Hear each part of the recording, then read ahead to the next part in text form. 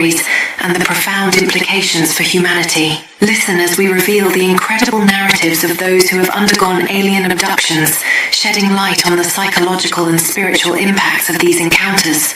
Explore the depths of consciousness and spirituality as we discuss how these experiences may connect us to something greater beyond our understanding.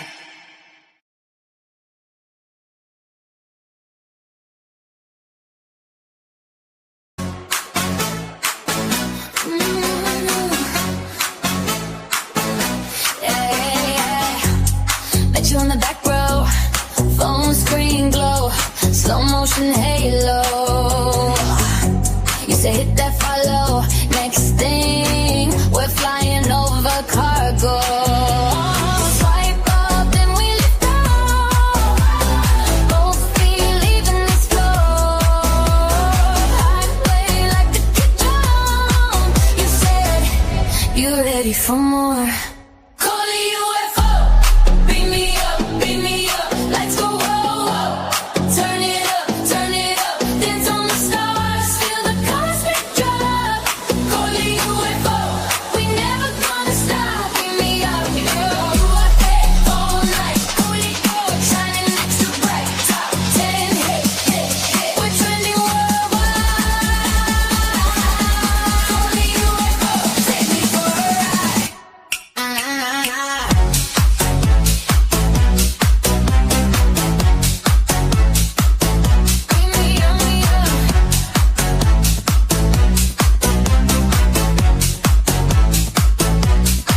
Up in the main room, neon dust on my white shoes.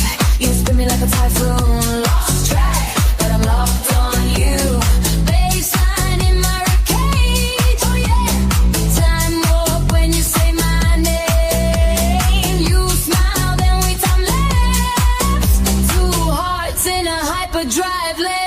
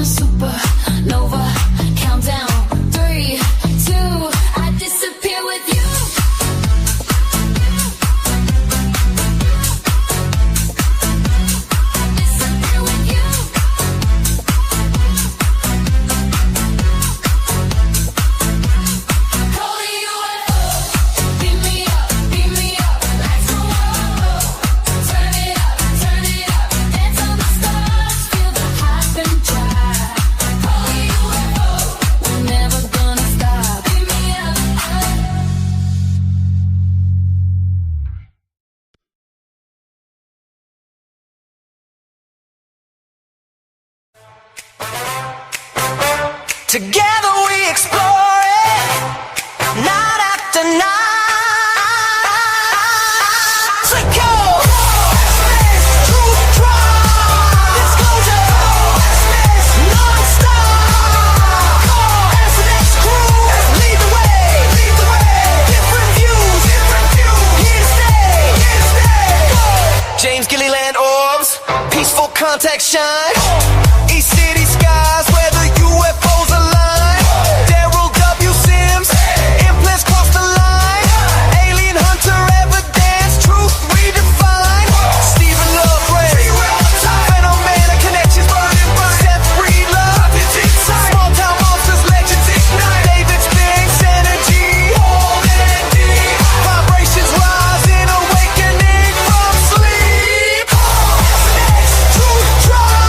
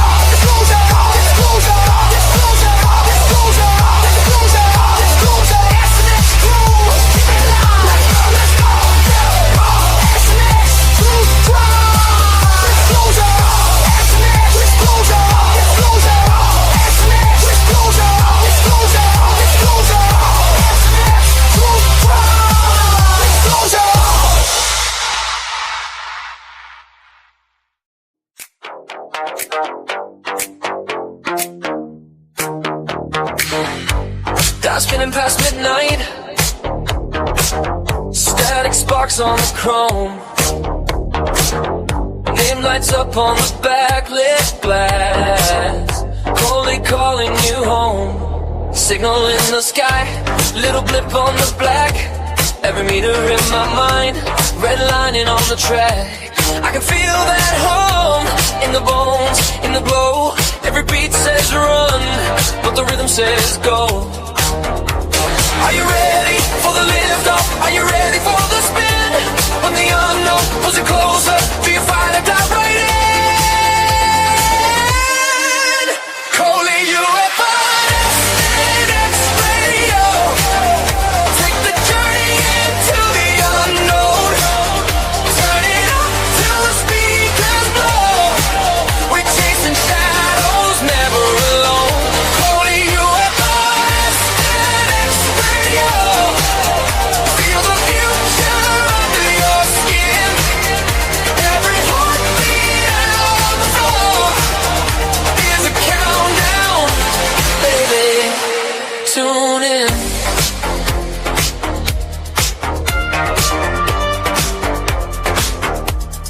Numbers race the clock, neon blur in my eyes. Every corner that we cut draws a map in the night. I don't need a map, I just follow the tone. Every switch, every flick is a door to the zone. Are you ready for the drop now? Are you ready for the spin? When the night cracks wide open, let the strange light pour in. Coley UFO, SNX radio. Take the journey into the unknown. Turn it up till the speakers blow. We're chasing shadows, never alone. Coley UFO, SNX radio. Feel the future under your skin. Every heartbeat out on the floor is a countdown. Hey baby, tune in. Close your eyes, let it scan you. Every thought, every code, every scar.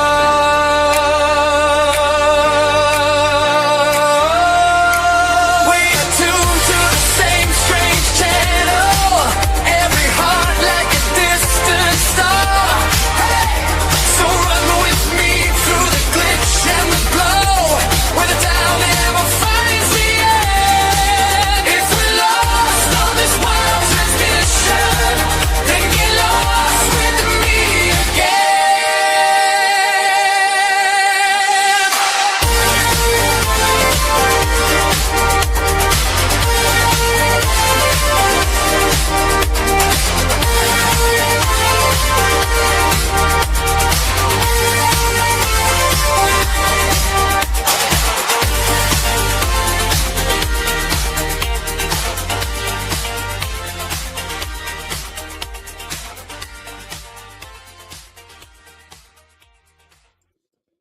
All right. Welcome, everybody, to another episode of SNX Radio. As you know, I'm Coley, also known as Coley UFO, and with me is the beautiful, I don't know what I just about said there. I was trying to change over so our names pop up. But the beautiful Maya, I don't know what I was doing. Anyway, Maya Starfire, why don't you ever tell everybody where they can find you at, Maya? She's got a great YouTube channel. Definitely check her out. Yeah, I'm Maya Starfire. You can find me on YouTube at Maya Starfire, on Facebook, also at Maya Starfire. I do Thursday nights readings and healings with Jay Skyrunner, and you can find that on Jay Skyrunner's channel and my channel. And yeah, and here on Mondays. Yes, Maya's going to be with us at Mondays, every Monday at 8 p.m. Central Standard Time. The chat is crazy. I love everybody in there. It's so fun to see. I just wanted to say hello to everybody. Blazer, good to see you. Good to see you. Yeah, who do we got? Gary and Blazer. They're rocking the wrenches. They're doing like a great job. So I appreciate all of you. Andrew, how are you? Good to have you back. And let's see. I just don't want to miss anybody.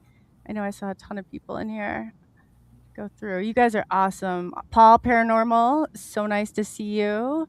That's awesome. And Maya, if you see if I missed anybody, definitely, or you want to jump in here too. I don't want to hog the chat, but I love going through and saying hi. Ashes, I know I saw you too. Welcome back.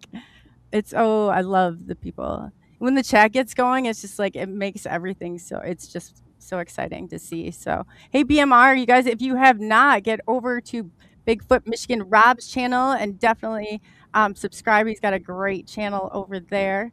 And I I think he's got a show Tuesday. I know he does. Tuesday at 8 would be Rob's next show.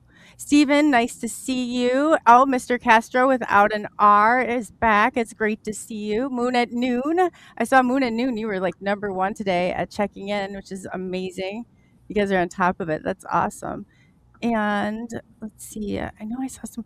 Oh, yeah, Rodney. It's good to see Rodney, Big Chief Thunderlong. He'll be with us on Wednesdays too. So definitely check Rodney out if you don't remember. Hey, Spiritual Ascension's in the house. Hey, girl. It's nice to see you. And who else do I have here? All Things Beastie. Nice to see you. Yeah, welcome, everybody. I just had to kind of get out of the way. I couldn't see for a second. Kitty Catty Wax in the house. It's great to see you, Sam. Pretty Paranormal. Oh yeah, where Sam's at, I bet we have Wojo. Yep, in the house is Wojo here, and Richie B Banter with Richie B. If you have not gone over, they have a amazing channel. Sam's got a great channel or a great show. Definitely check them out and subscribe to them. And Richie B is listed on my channel also with Rob and Maya. So they're definitely great. Follows it out. Rodney, I'll get yours on up there too. Matthew, it's nice to see you. And then I think I'm pretty sure I got everybody. If I didn't, I missed you. I apologize. I really do. I'm trying so hard to get everybody, but yes, welcome to the show. So without further ado, we've got a great guest who he comes. He's got a great band, or he's in, and he's a great show. And I always when there's people from other shows on, I'm like, I always usually let them tell more about themselves than me because I don't feel like I can ever do it justice. But I'm going to try really hard to get his name correct so I don't BMR it. But let's welcome Kevin Australia on. And did I say that right? Yes. No, I didn't. Did I? Australia. See, I couldn't even do that to myself. Maya, do you know what it is? Australia? Yeah, Estrella. Australia. Oh, Estrella. See, I got it wrong too. So close, yeah. So I apologized to Kevin That's like okay. beforehand a bazillion times and told him I probably would BMR that name. So I apologize in advance. But yeah, Kevin, why don't you tell everybody a little bit about yourself, what you do, why you do it? Did you get my bio that I sent you by chance? I did. Why don't you read that, because that'll really kind of set things up. Well, I usually, like I said, I don't have it right in front of me, You don't but have it it's right in in front- the. okay. No, All right, if sure. I get out of the thing, but I usually when somebody has their own show, I guess I should have asked you, but I pulled it off your website is what I did, and it's in the Oh. description. So if people could read the description and you just wanted to tell them a little bit about yourself, that would be Sure. great, and I can get it, in the process here. Yeah, I'll give the Coles Notes version, and then we'll be expanding on everything like that. Okay, great. Yeah, I'm Kevin Estrella of the instrumental rock band Pyramids on Mars, and I am also an experiencer. I spent many years studying extraterrestrials to learn more about them and about their presence here on Earth in this planet, and also in our solar system. And I always felt like that was my calling, and that was the reason why I was here, was to assist and help waken people of the ET presence. Little did I know that was actually always part of my pre-birth contracts when a interdimensional craft flew across my backyard August 21st, 2014, which completely changed my life. And then I ended up meeting UFO researcher Grant Cameron, who was already studying the connection between extraterrestrials and musicians. And when he and it was the first synchronicity I ever had, that I was called to go and meet him because he had answers that were going to explain what was happening with me. And my journey has been quite incredible. I've had a lot of ET contact. I work very closely with the Ponti here, as you can see, who are from Zeta Reticuli, planet Pontel. I've been working with them since 2016, and we'll be getting into more detail about who they are, who they are. But I've also had visitations by many other extraterrestrial nations, including Mantis, Umo, Pleiadians, Arcturians, reptilians, and many, many more. I have a UFO radio show called Pyramids of Mars UFO Radio on the Artist First Network, which I've been doing now for almost 10 years, bringing the stories of experiencers to the world. So buckle up, people. It's going to be an interesting ride. And I also suggest keep a paper and pen handy, because I'm going to be sending you a couple links that you will want to definitely write down. Awesome. That's excellent. So yeah, you have a show. What days again and times do you do your show? My show is the first Tuesday of every month at 10 p.m. Eastern Standard Time. But you can listen to any of the podcasts by going to artistfirst.com. That is the website. It's a very, very large network. Many shows are on that network. It's a massive network, and my show has been listened to over 500,000 times. I know that. And as I explained to you, my radio show has actually been pirated by at least 6 or 7 shows throughout Russia and Asia. But go to artistfirst.com. You'll see a little link that says Pyramids on Mars. Click on that, and you can download and listen to any of the podcasts for the last 10 years. Wow, that's awesome. Yeah, so you have a pretty good archive. 10 years, that's a lot. That's a long time. So congratulations on all of that. Well, thank you. Yes. So what part did you want to go into first? I know you mentioned a lot of different topics. I guess in your story and everything. What would you like to start off with to let the audience know about you? Sure. I'll kind of like fill in the details starting from the beginning of how it all transpired, and then what happened, and then I'll kind of tell a chronological detail of what. Yeah, because you mentioned you're an experiencer, so I am also, and Maya is also. So a lot of us have experienced it. It's come in at different points in our lives. It all hasn't happened, and I do find many differences between the people as children who experienced them compared to somebody at me who it was 2017. So I'm just kind of curious as to what your relationship is, what your role is, and all of that, because we all have our quote unquote missions or the reasons why we're here and doing what we're doing. So I like to kind of get into a part of that too, if you wouldn't mind.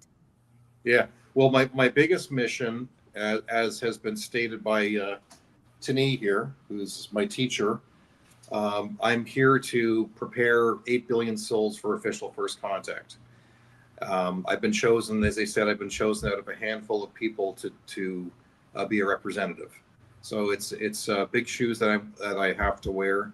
It's terrifying at the same time, and but it's what I signed up for. So. And you said Jeff Selver. What's your connection with him? And he's been on your show a few. I like him a lot. Yeah. He's been on my show quite a few times, and I've had a chance to talk with him. What's your relationship with him? I know Benno in the audience and some other people they watch Jeff pretty closely. So. Oh yeah, Jeff's amazing. He's been on my show twice. Because there was just too much information to do in one show. Oh yeah. And a lot of his stuff that's happened to him collaborates with. We have a lot of collaborations with regards to our experiences. They're very, very similar and kind of crisscross over top of each other. So, yes, I had a lot of that with him too. I really connected with him big time. Yeah, very much. And with the cities, he talks about the ET cities, the hybrids. And all that kind of stuff. So there's a lot of things that piece together. I really admire him very much, and he works closely with Susie Hansen as well, who I'm close with. So there you go. That's awesome. Yeah, no, that's good to know. I just wanted to, before you got into it all, I had to ask you really quick. Sure. Yeah. So basically to kind of start things backwards. I got interested in extraterrestrials back in seriously back in university when there was a guy downstairs, and keep in mind, this is the year 1992. Nobody had internet. The internet wasn't even invented until 2000. But this guy had internet, and he had downloaded all these schematics and drawings and stuff from stuff that Bob Lazar was working on with these reverse engineered UFOs. And I was like blown away by that. And so I started looking at that. And then I started buying Bud Hopkins books, reading about alien abductions and learning about ETs and stuff like that. And I just was like, diving into this world to understand what's, with aliens visiting Earth and stuff like that. So that's why, I spent a lot of university doing that. And even out of university, when the internet finally, it was created and I discovered YouTube, I spent a lot of time watching Richard Hoagland videos talking about, the anomalies on Mars and the anomalies on the moon, alien bases on the moon. And when I have heard these, I heard of these conspiracy theories about alien bases on the moon. At first, I thought I was a real skeptic, and I thought this is like a bunch of BS. Until I started looking at videos on the internet, on YouTube, of pictures on the moon taken from the the satellites, and there's all this airbrushed stuff out, like airbrush this, airbrush that, like things that are blurred out. And I'm looking at this and I'm going, I've seen these before. Where have I seen these? And then it brought me back. They do the same stuff there. It's crazy. Yeah. It brought me back to my childhood of my doctor's office. This is going back to 1974, 1975. And in my doctor's office, he had this huge picture book on the moon. So it was like, the astronauts who landed on the moon. So a quarter of the book, that book was really thick. A quarter of the book had all what do you call it? Color photos of the astronauts on the moon and all the stuff that they're doing. But then as you got deeper into the book, it was like pictures of the craters and pictures of the moon from space and stuff like that. And then it was like page after page after page of stuff was like airbrushed things out. It was so obvious. And I was not stupid as a kid. I thought maybe it was like a scratch and sniff book. Like if you scratch the blurred out part, it'll reveal, what it is that they're hiding. But that didn't work. So then I would like hold the page up to the light to see through it and see if I could see what they were blurred out. And it was like 25 years later, I'm seeing the same images, realizing, oh my God, there are alien bases on the moon, and they hit all this stuff. Because back in the 70s, the technology was not very good with with the airbrushing. Do you think that we've been to the moon like the way that they say? Do you think a rocket goes up there, and do you think that's the way that we get to the planets? Or I'm just curious. So, there's a lot of different schools of thought on it. Well, the Ponti have confirmed that yes, that we were on the moon, and people, the ETs were observing, watching them on the moon, what they were doing. So it's true, it is they are there, but at the same time, there are lots of ancient ruins on the other dark side of the moon, very ancient ruins, and there are bases. In fact, Tilcom, the commander here of the Ponti, he has, he goes to the moon several times for meetings and stuff like that. So I know that much. Okay. We'll be getting into the Ponti a little bit later on, but Sure. to kind of move forward. It was around the year 2000 that I really felt that that my purpose in life was to help awaken people of the ET presence, and I just was like, I'm here, guys. Just like, I want to help. Whatever, I just want to help. And I didn't realize I'd have to wait 14 more years until my activation point. So we fast forward, getting to the year 2014, and then I could just put my kids to bed, and then I go out in my backyard. I live in Hamilton, Ontario, in a subdivision, and within 5 to 7 seconds of me stepping onto my deck, there was right behind the tree of my neighbors, to my right appeared behind this tree was this object. So, and the object was about 100 yards away. But it was like hiding behind the tree in line from where I was. and it came into view, and it was a disc. It was this round disc, and it was moving very slowly, like the speed of a helicopter. It was flying over the subdivision.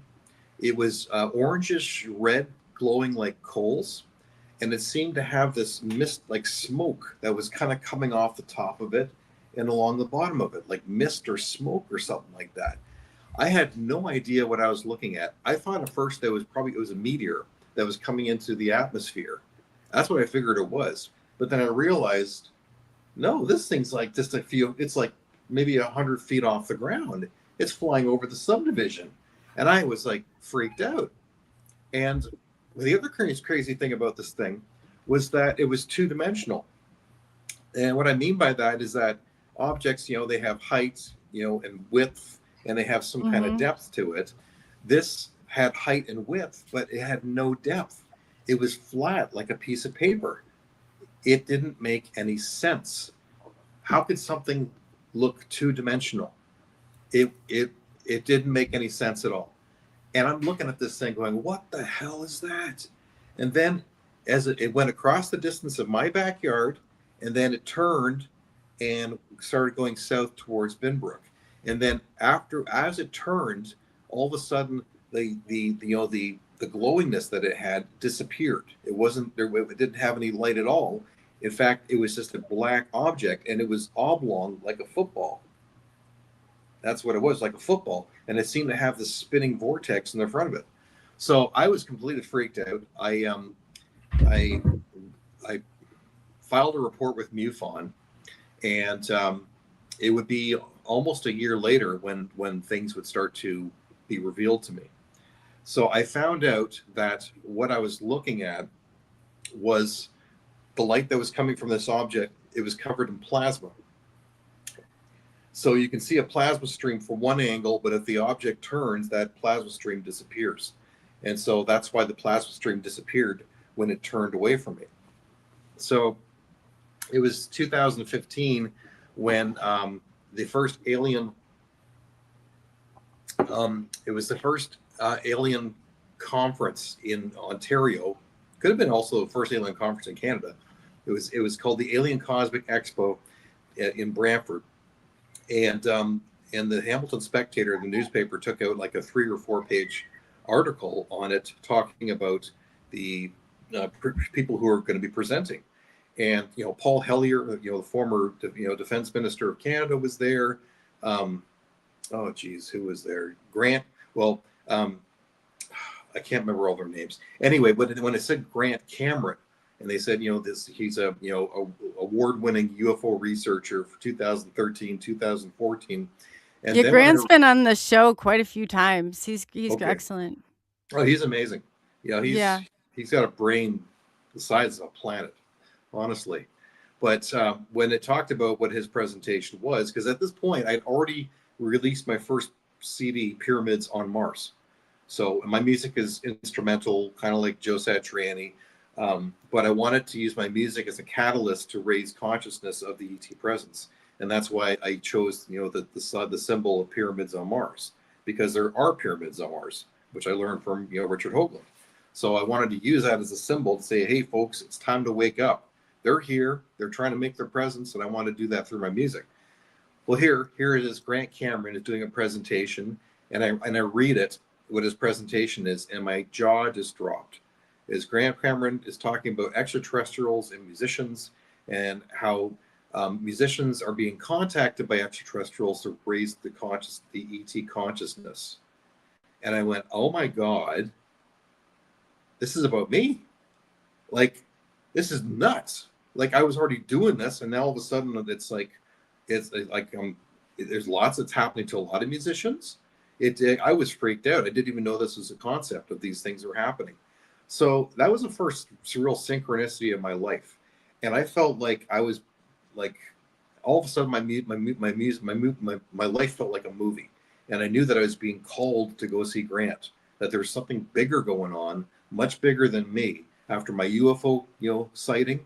And now all of a sudden this, and the connection with music. So I had to go and see him. So when I get there to the Alien Cosmic Expo, I managed to catch him just before he went on, and I handed him my CD, and he looked at it, looked up at me, and says, "We got to talk." And I said, "Yeah, we do." And then he was doing his presentation talking about how many musicians have been contacted by extraterrestrials, and the list just goes on and on and on. I mean, we're talking about David Bowie, Ace Frehley from Kiss, Sammy Hagar, Al Jorgensen from Ministry, all the members of Yes, the Moody Blues, David Bowie. The list goes on and on about people who've been contacted by extraterrestrials. Jimi Hendrix, it's just nuts. And then Grant starts talking about consciousness and the creative, what's going on with creativity, and how many musicians just get musical downloads where the song just comes in dreams and stuff like that. Or I've heard about that. I've heard musicians even share, like, a lot of times there's copyright issues because there's something like I don't know. It was kind of explained by Boundless Authenticity podcast. He kind of got into it, and he was a musician, and he said that a lot of times, I guess that's why he was explaining it. It was interesting. It was interesting. Yeah.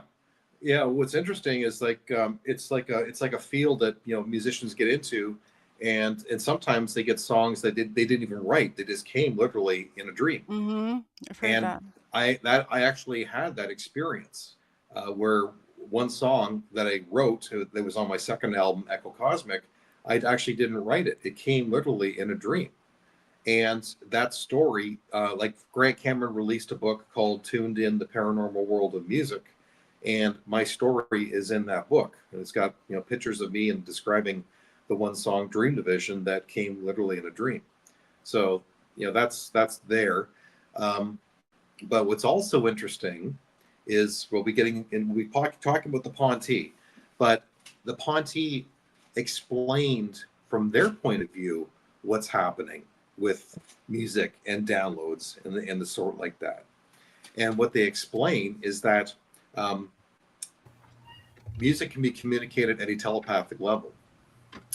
And what happens is that when you get into an alpha state, where your brain waves get into a lower state and then you become more telepathic, that's when you tune in to where you become more one with the music. And then you're actually becoming a co-creator with the collective consciousness, because we're all telepathic, we're all connected. And ETs are telepathic. They understand this concept of that we're all part of the all, and that we're all part of God. You want to call it God, creator, source. But in a telepathic world, everybody's connected. So with music, you get into this state, and then you become a co-creator with the universe. And the phrase that Tini uses, they call it the edge of the black. So they say, go to the edge of the black of the universe where nothingness and everything exists. So you're just on the edge of the universe, turn around and face the entire universe, and then listen for the next song to come. And then you'll become a co-creator with the creator, with the collective. So that's the way the ETs explain creativity. And it's not just for music. It can be for anything. It could be for writing a book, creating a movie script. When these things happen and you get into that creative flow, and that's how ETs actually are able to influence writings in stories that come in and are actually telling the truth of through science fiction. So we've learned a lot about the truth behind Star Wars and the truth behind Star Trek and many other movies where ETs do have a bit of an influence on the writing process, because you're kind of like in that co-creative, and then they kind of jump in. So it's pretty interesting how it works.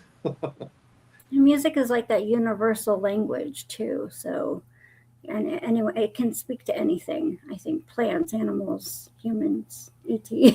That's a good point, Maya. Yeah, no, that's a really good point. It's a universal language, and there's actually tonal language as well. So that's what I was learning, that the Ponte ended up teaching me about tonal language of music. where different species communicate in tonal languages that are actually speaking. So, for example, the whales, they speak a tonal language. They speak a telepathic tonal language.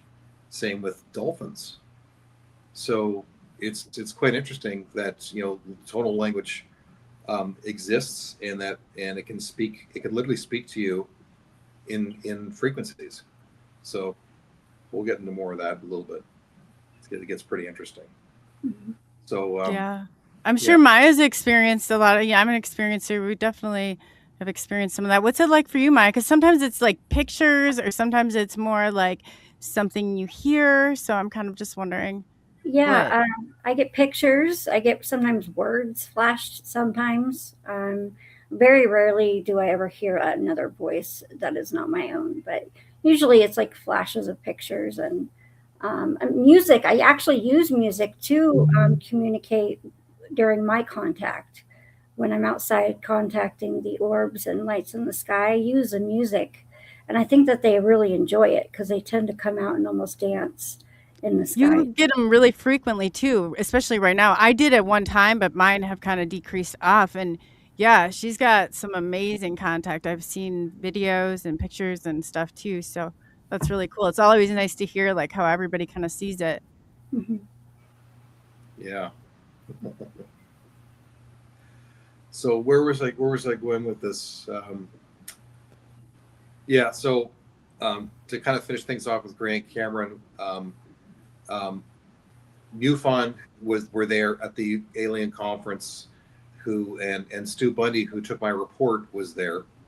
And when I went to go see him, I had drawn pictures of my craft that I had seen, and I just dropped them on the table when he was working on stuff.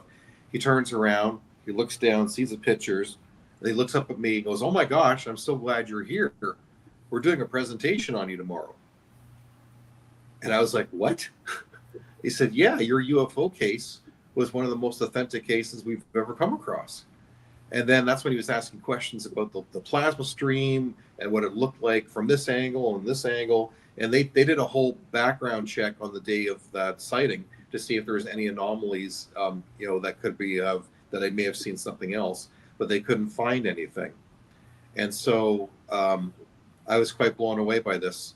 They were affirming my story.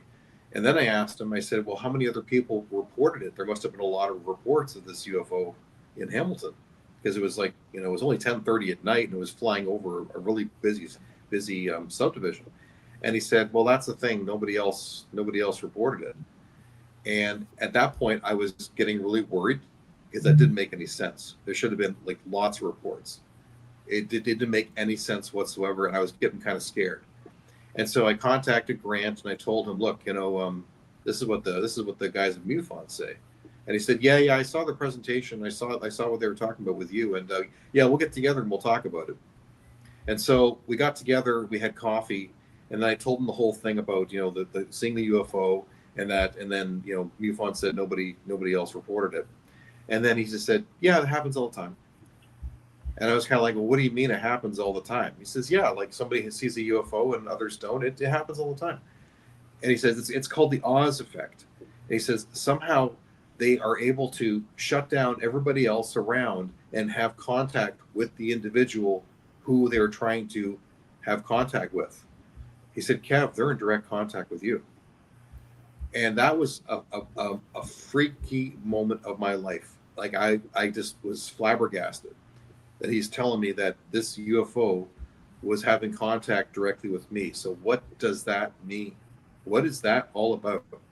And I found out. I started to find out, because that's when my life changed. That's when all these other synchronicities started to take place.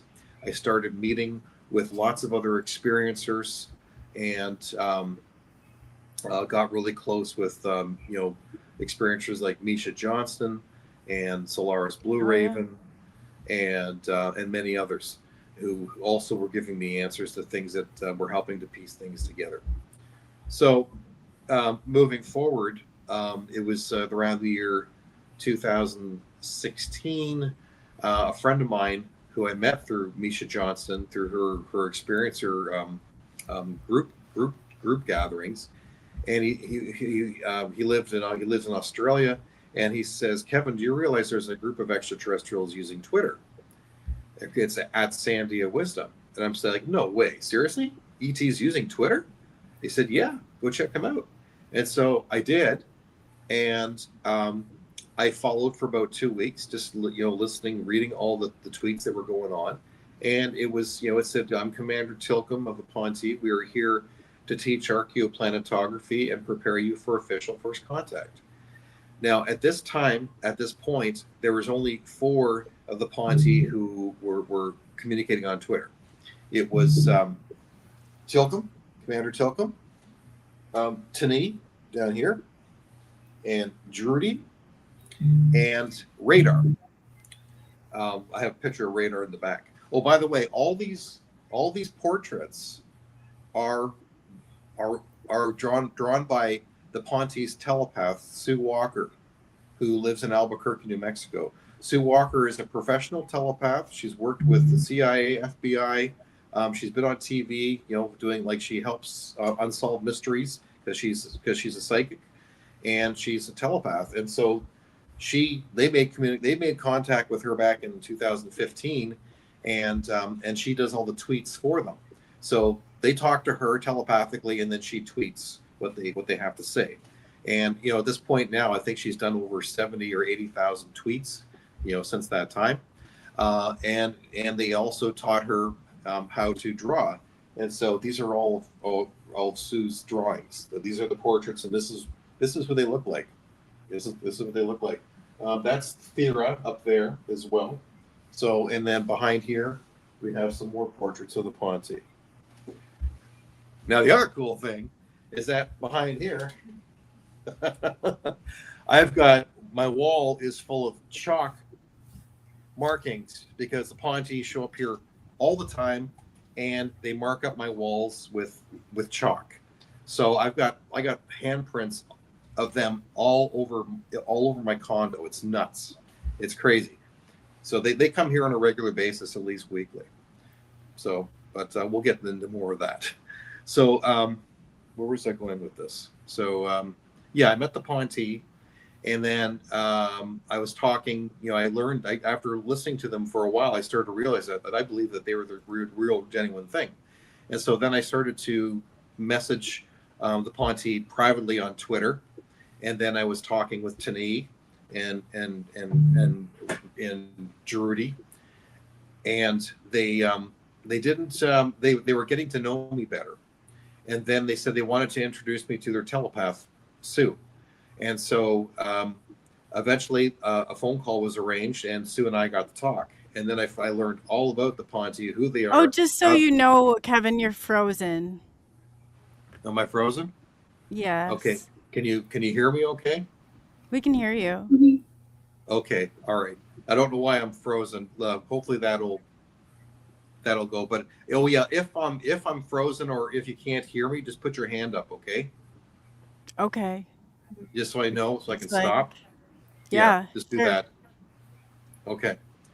So getting back to it, I was introduced to Sue, and then she told me about the Ponte and how she met them and stuff like that, and we hit it off immediately from the very beginning, and we've been close friends now for since 2016, and it's been quite an incredible journey. They talk about their culture. They don't talk about technology on Twitter. They don't do that. But they do answer people's questions. So we've learned a lot about their culture, about who they are as people, and they're very much like us. They're not much different. They're not clones. They're not clones. It's not a hive mind. They're all individuals, as individual as we are, and they all have very unique personalities. They all have different likes and different specialties. For example, Judy, she's public relations. So, they reside at an information station under the Sandia Mountains in Albuquerque, New Mexico. So that's where they reside. So it's not has nothing to do with the military in Mexico in Albuquerque. This is a facility 2 miles below the Sandia Mountain, and it's part of an ancient human society, or like people society, that was abandoned about 30,000 years ago. And I think there's I think actually it was a giant race as well, because there's a lot of things that are like very, very large with large steps in this base. So the Ponte have refurbished about 10% of this underground base, and it's one of 4 information stations on the planet. So, that's where they work out of. So talking about Jordy, she's public relations. She knows a lot of people who come and go to the mountain, because there's a lot of extraterrestrials that do that. And Commander Tilcom, he manages the facilities there with the Ponte. They've been having massive number of trainees coming from their planet Pontel and learning about our culture, and then going and visiting people's homes. So they've been doing that. It's like a school. They keep coming more and more and more. And so that at nighttime they go and they visit people.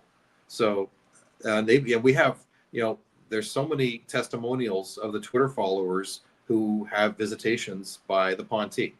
There's dozens and dozens and dozens of them. So, if you want to make friends and have an ET visit, jump on Twitter and follow Sandia and talk to them. So that's how people end up making friends with the Ponte, and then the Ponte come and check them out. So that's kind of what happened with me, and it's been going on for the last since 2017. So, And how do they initiate contact with you? What does it look like? Or do they come here in the here and now, or? Well, the first time it happened, it was an interesting experience. Sue called me up one day and said, "You're on the schedule for a visitation. You'll know if you've been visited, if there's something that's out of place in your apartment."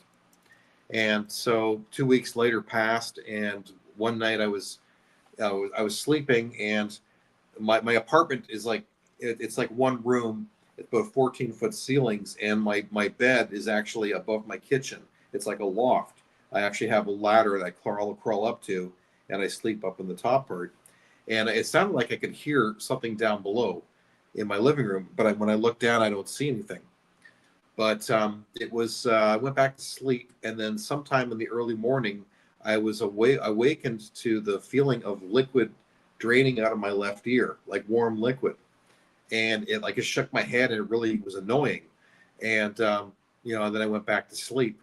I get up the next morning, I go to work, I come back home, and then when I'm walking to my desk, I happen to notice I have this statue of it's a wooden statue of a guitar player, and he was facing the wall.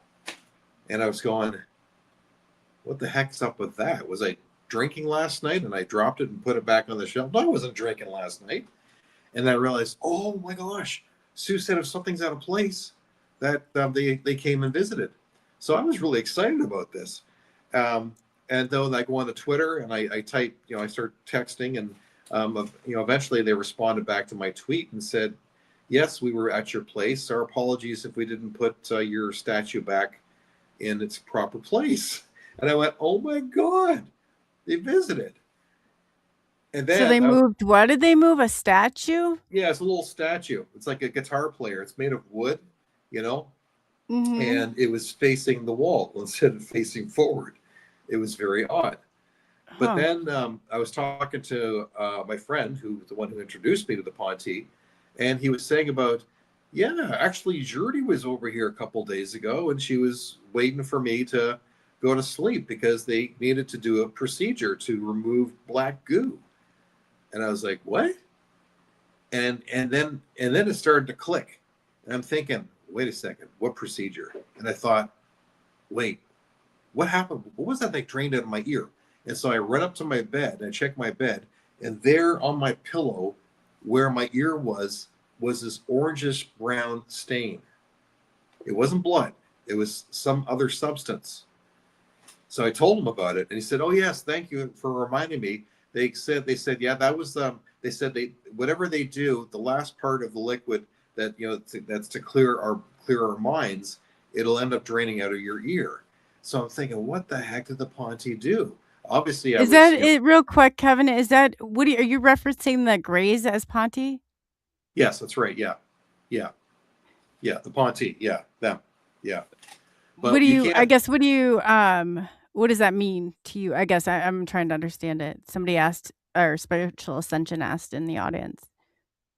Okay, the Greys, yeah, they hate being called Greys, and you have to realize that there are at least 7 different races of Zeta who are visiting Earth. Okay, at least 7.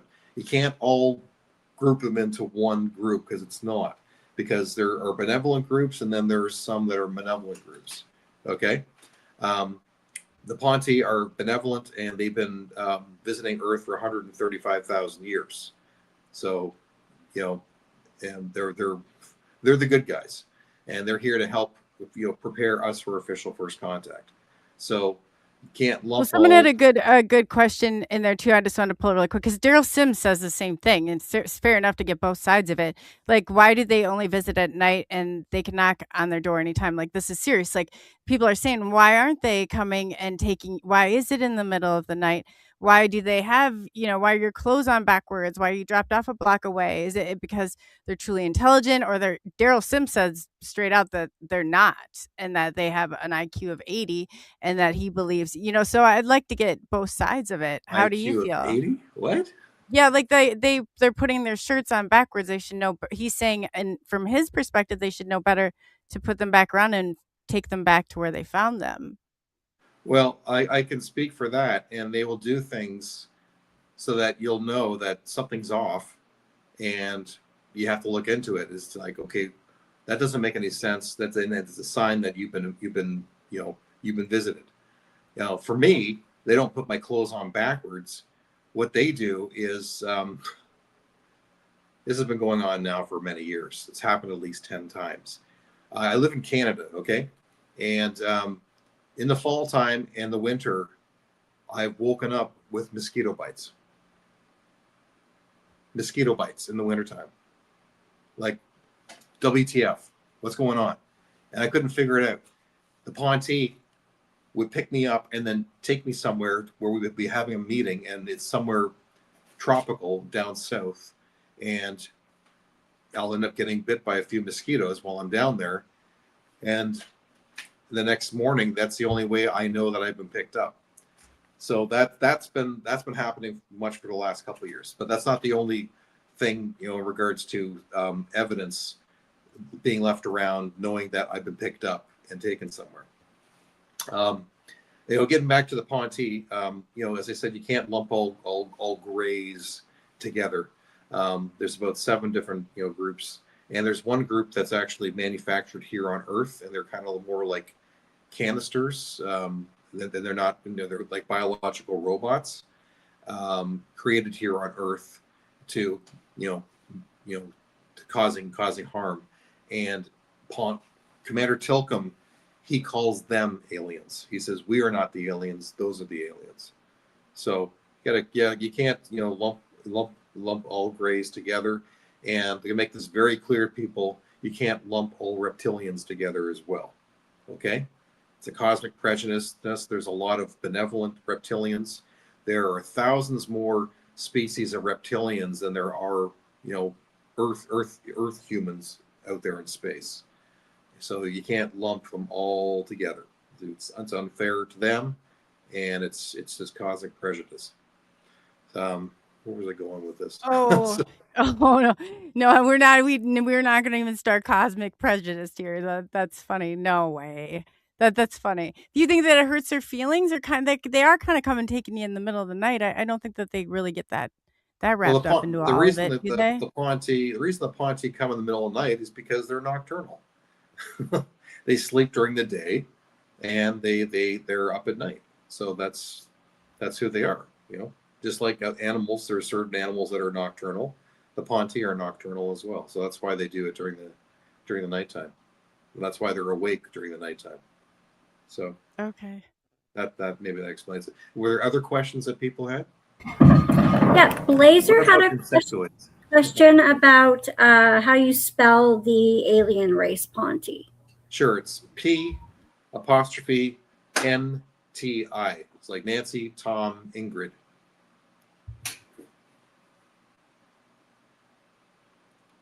Oh, and their website, you want to write this down, is officialfirstcontact.com. Officialfirstcontact.com is their website. Now, the other important thing is that Tani here, she has written a book, a manual. It's the Telepathy 101 Primer to teach people how to develop their telepathy. And it's free. It's a free download off of their website. So if you go to the website and look for the Telepathy 101 Primer, download it. It's mostly pictures with with little phrases and stuff like that. It's a very fast read, but it'll tell you and talk to you about your learning style. If you're more visual, if you're more audio, if you're more kinesthetic, and learning your own learning style of communication, because telepathy is communicated in all those ways. So, and then they talk about the parts of the brain that are connected to telepathy with your hippocampus, and learning how to get into an alpha state. So that's where that Yeah, that but your sleeping state. hippocampus is like that's when that's enlarged. I was a mental health therapist for 7 years. When that's enlarged, that's a sign of trauma. So is that what you're saying is happening? No, the So what hippocampus. area is found like that part of the brain, I guess, for what are Well, you the talking about in hippocampus relation to it? is connected to telepathy. It's like these nodes in the side of the head and inside your brain, and the Ponti are kind of saying basically turn your headlights on. So it's learning That's how to interesting. access those parts of your brain to communicate telepathically. So they talk about all that in the primer. So download it. It's available, I think, 17 different languages. It's free. So if you want to have contact, ET contact, practice 30 minutes a day for 100 days. That's the recommendation. It's also great if you can, work with a friend. We used to have some telepathy practice groups, and we used to do exercises. Now, the practice groups, the people in our practice group, they were all over different parts of the world. Some were in Europe, some were in Canada, some were in the United States. And what we would do is each of us would take a turn, and we would have an object that we were holding or looking at, and then we would just, for 3 minutes, we would focus on that object and just focus and focus on it. And then after 3 minutes, everybody would then, within that 3 minutes, people are like trying to telepathically tune into that person and seeing what they're picking up with that object. And then we're drawing pictures and stuff like that. And then afterwards, then we all compare notes and see who how close we get to the object that they're looking at. And you'd be amazed at what how close and what things you end up picking up from these objects when the more and more you practice. So that's a great way of practicing telepathy. You can do that. You can practice with a friend. Sometimes even just like if you practice looking at a picture and the person then drawing what they're seeing or making notes in regards to what they think they're picking up. It's good. They don't recommend staring at a card or something like that, like the ace of spades or something like that, or numbers.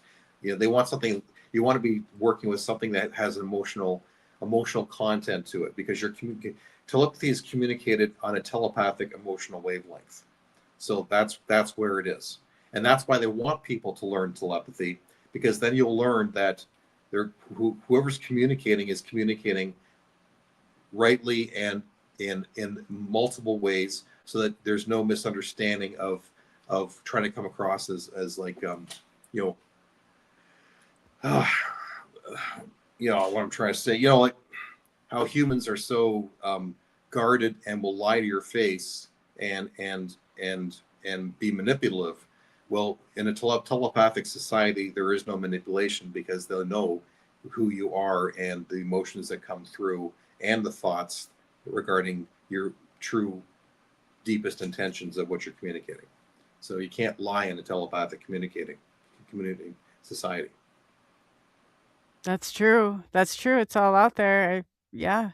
I don't know how I feel about that. I just, but it is true. Every transmission, I guess you don't have the option to screen any of it, or it's just, it is going or being broadcasted out. Is that kind of what you're saying?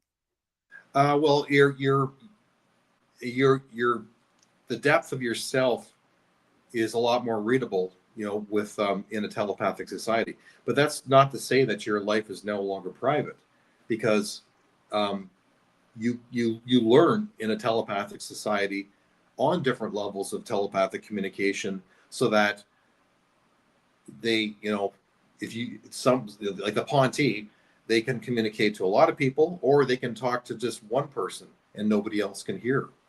So you learn blocking, you learn protection around yourself in regards to the different ways of communicating to more people, to a larger group, or just to individuals. And that's a skill that they learn.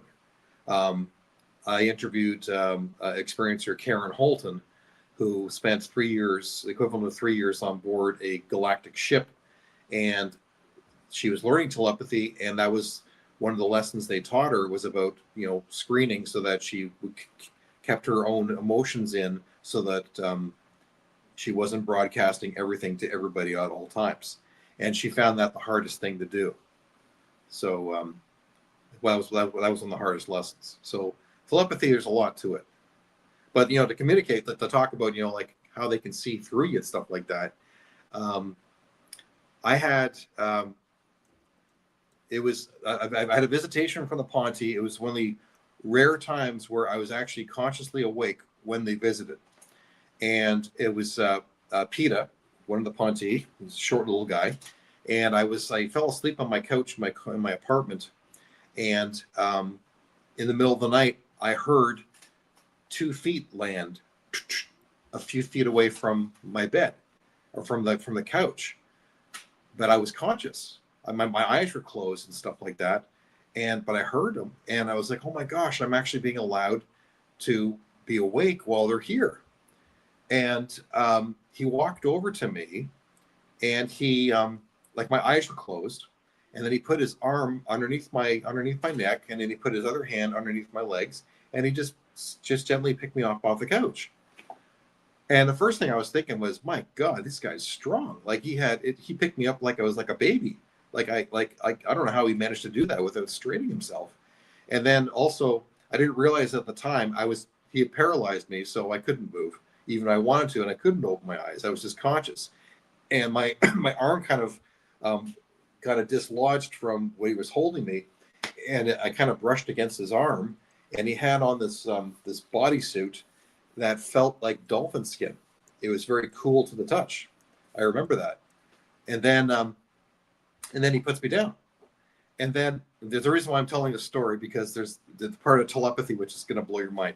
And so, and then I'm standing there, and he's right in front of me, and I'm looking at him, and he's only like, the height of a 10-year-old child. And I said, oh my gosh, I'm so glad you're here. I said, are you Radar? And he leans in and he says, it's PETA. And then I recognized that it was him. And then this is what he did.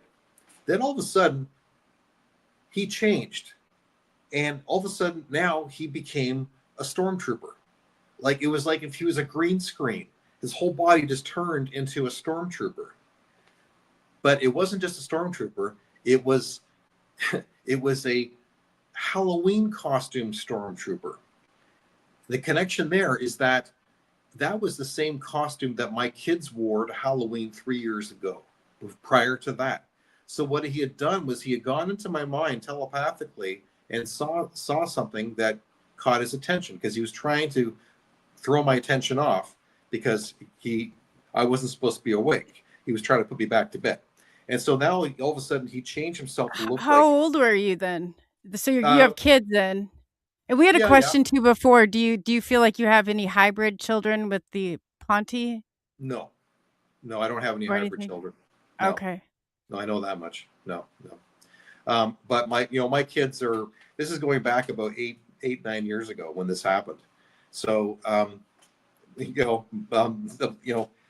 so here's PETA. He now looks like a stormtrooper. It's a stormtrooper costume that my kids wore 5 years prior to that. And then he changes his face. And now his face is an old friend of mine from high school who I haven't seen for 20 years. But he still had a body of a stormtrooper. It was like he was like a green screen. He was turning the way he looked. It was nuts. And I said, you know what? You look just like, and I was going to say, my friend from high school, Drew Carmichael. And then I opened my eyes and I'm back on the couch. It was like I went from conscious state to lying on the couch, conscious state. It was some kind of missing time there. And then Pete was not there anymore. So it blew my mind.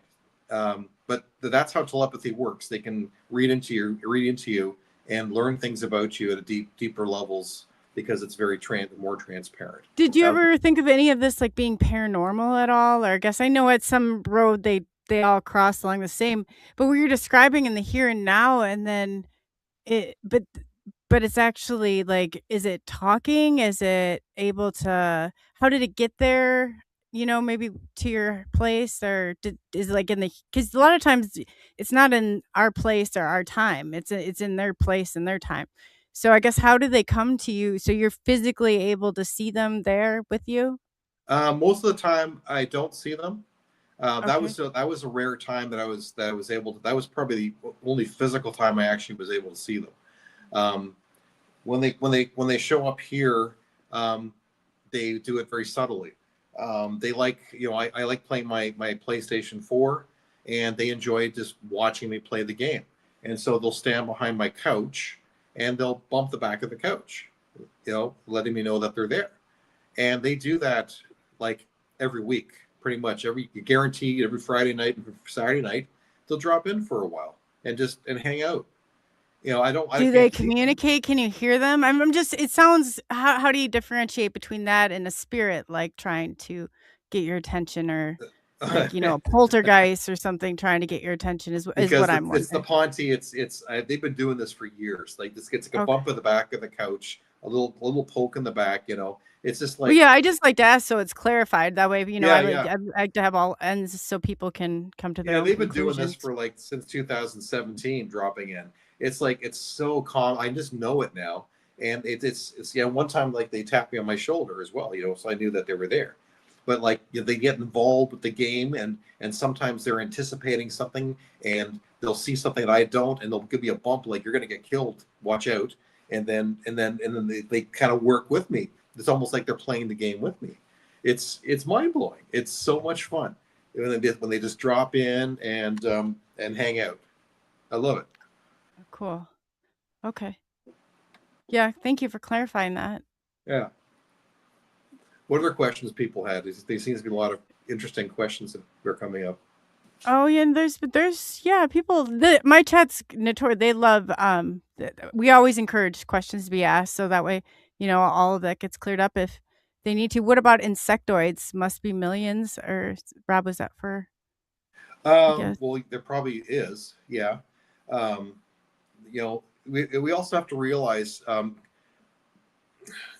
we have to broaden the definition of what human is, because people think that we're humans and they're aliens. No, that's not the case. They're human too. They're just not Earth human. So you have to expand on regards to what human is. A humanoid body, is a very used body throughout the galaxies. A head, two arms, two legs, ears, two ears. That is a human body. And there are many different types of humans. There are amphibian humans. There are reptilian humans. There are canine humans. There are feline humans. There are bovine humans. And there are insect-like humans. So you have to really kind of broaden your definition regarding, what that is. I've had 3 mantis visits, which are pretty wild. I think I have a deep connection to them, but that's a long story to get into. But when did I?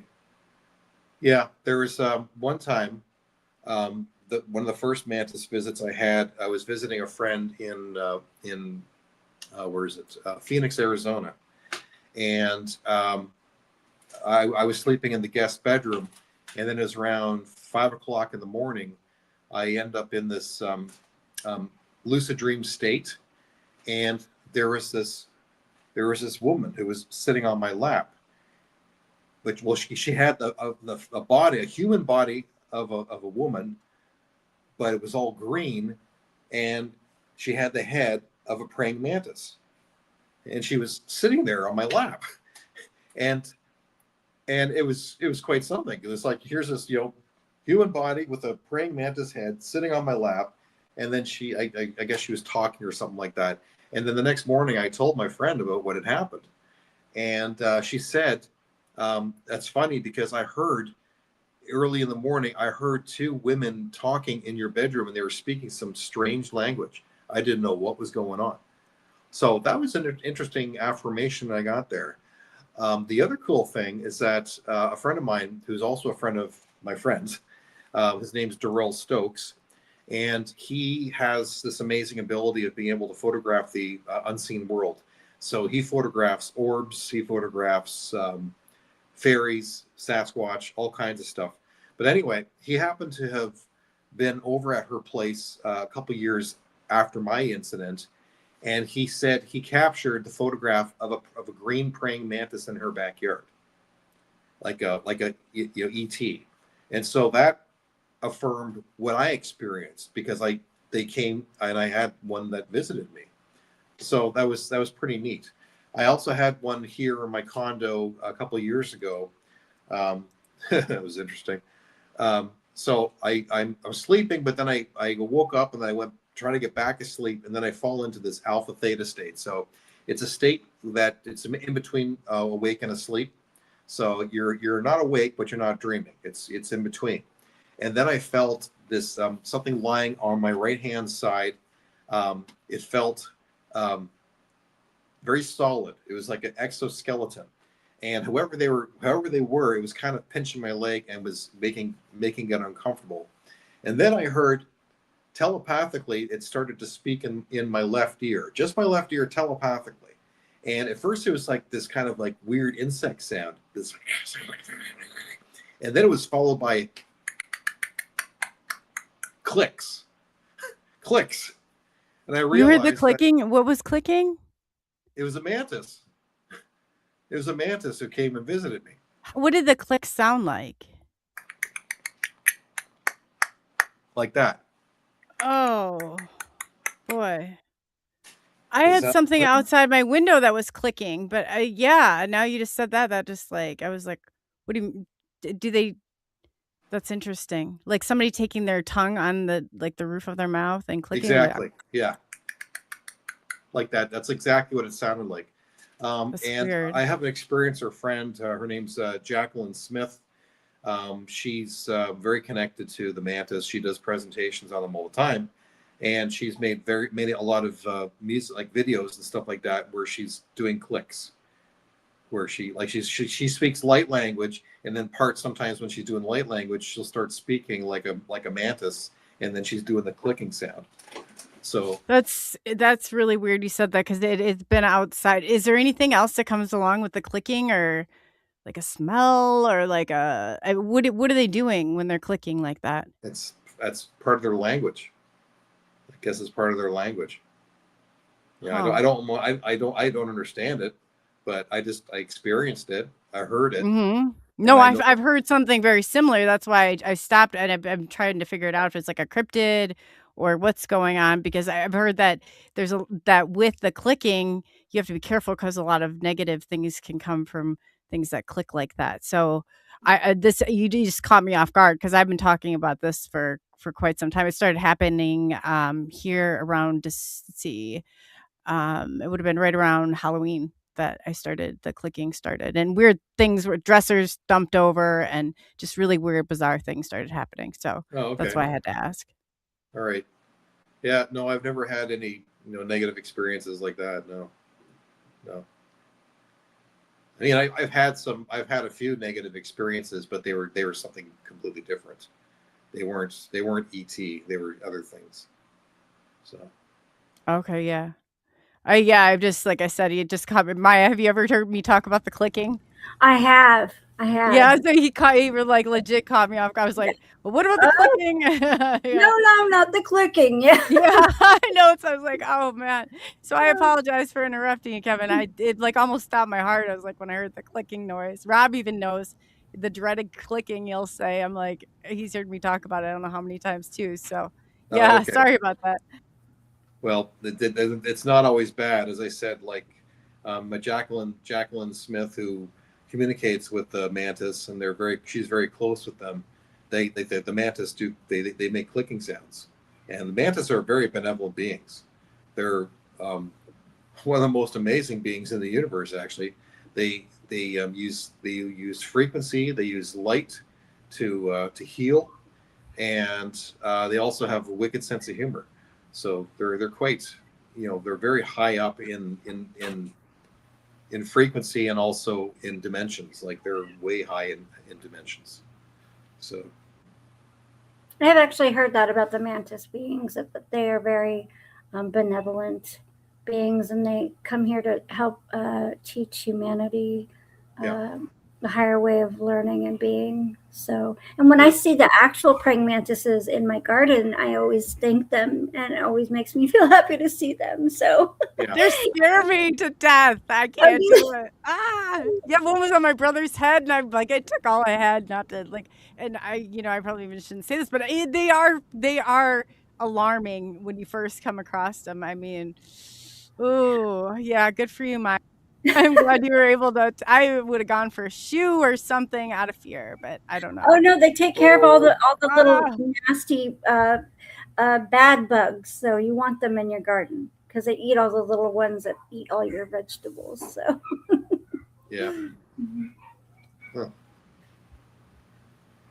Were there other questions that folks had?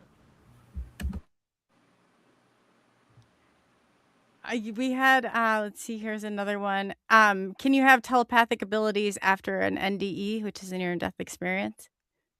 Um, yeah, I know a lot of people who had NDEs, and that's after that is when their abilities started to happen. So I know a lot of folks who've experienced that, and it opens up a lot of abilities for people after they've had near-death experience. Yeah, it changes your life and realizing that you're not this physical body, that you are consciousness, you are a infinite soul. So um, you know I learned that myself about 3 or 4 years ago when I started to astral travel, and at first I didn't know what was going on, and then eventually when I had a major astral travel ability or thing happen, that's when I started to research and find out what the heck was going on.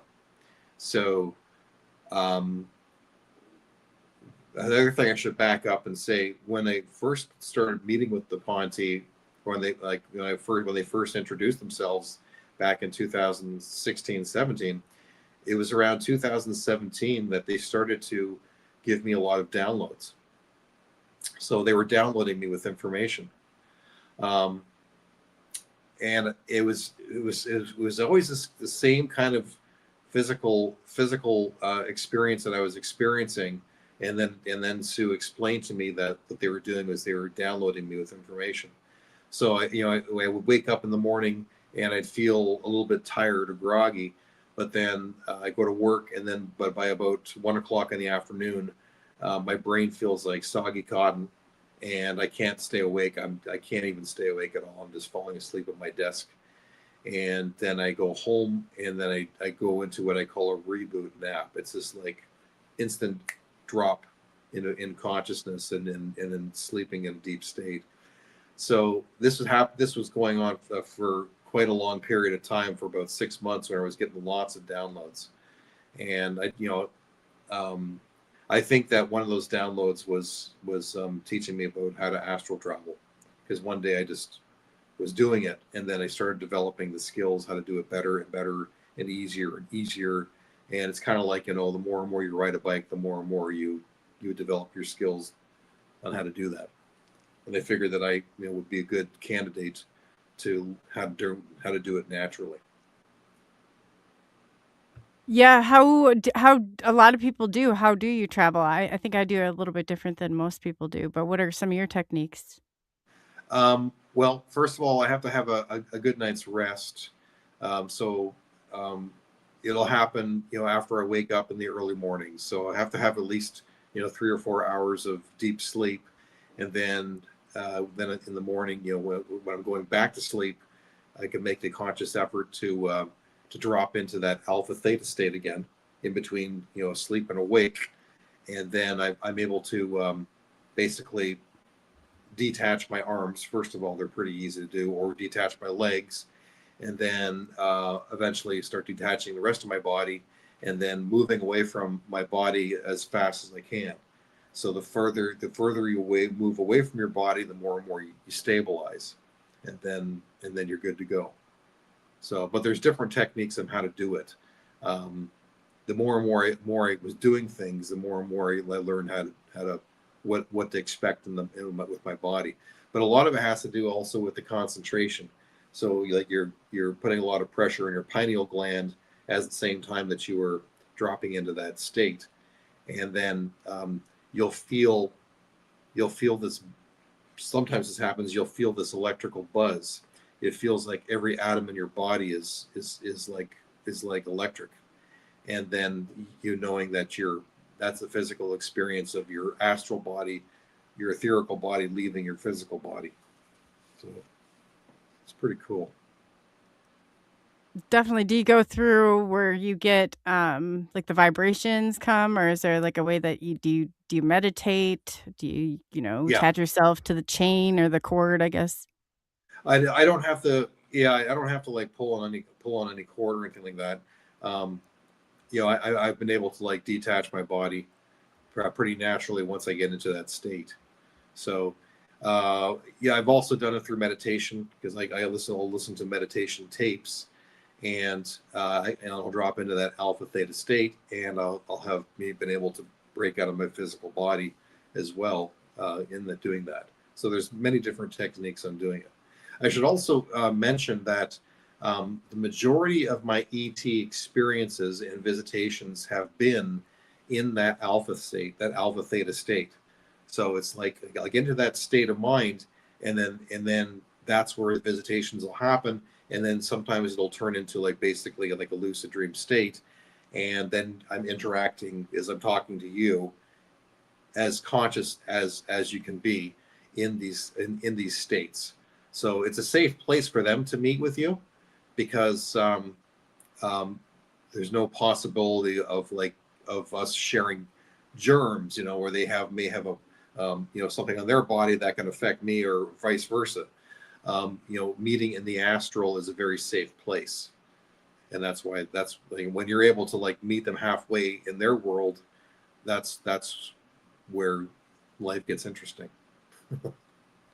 Definitely, definitely. And so what do you think that, I guess, did they tell you what your or because I know Jeff Silver talks about a major contact event. Is that kind of where you feel it's going to happen, or is it going to happen different, do you think, with in your case, or Well, the Ponte have been preparing for official first contact for many years.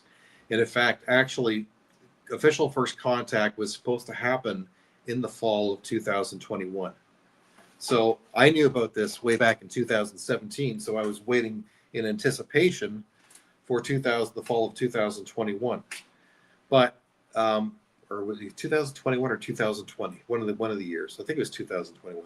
Anyway, but what happened was, when we got to that point, Tilcom came onto Twitter and made a large announcement that the Federation had changed plans a bit, and because of the state of what was going on with the Earth at that point, you also have to remember we were in the middle of the COVID pandemic, and they were watching Earth Terrans, that's what they call us, our how they're watching our health in regards to how we're responding to them. Um, they're also worried about the health of our star and the planet Earth,